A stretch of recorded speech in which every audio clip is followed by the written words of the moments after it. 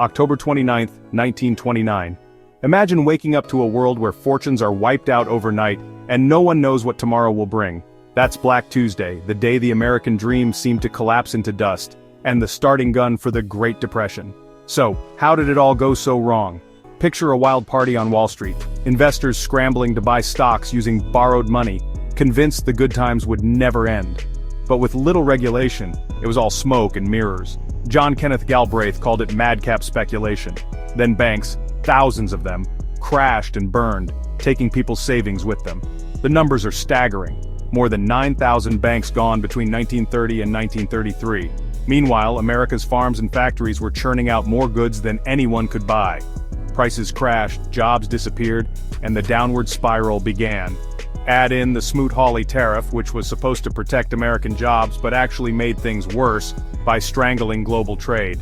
The fallout? Catastrophic. Unemployment soared to 25%.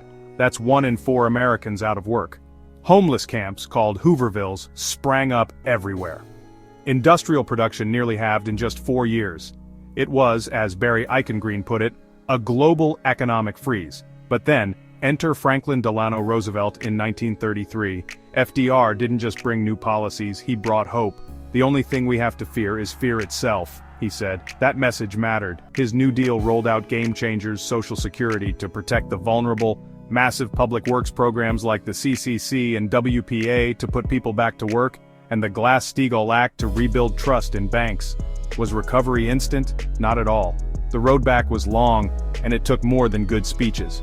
Abandoning the gold standard let the government boost the money supply, and FDR's reforms shifted public expectations.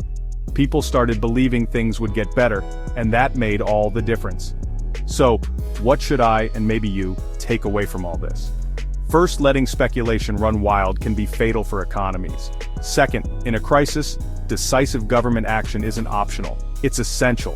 Third, when the world stops talking to each other, everybody loses. And finally, leadership and hope can turn things around, even in the darkest times. The Great Depression isn't just a sad story in a history book, it's a warning. A reminder, as Ben Bernanke said, that caution and responsibility matter, and that the past has lessons for all of us, if we're willing to learn. History isn't just something we remember, it's something we learn from.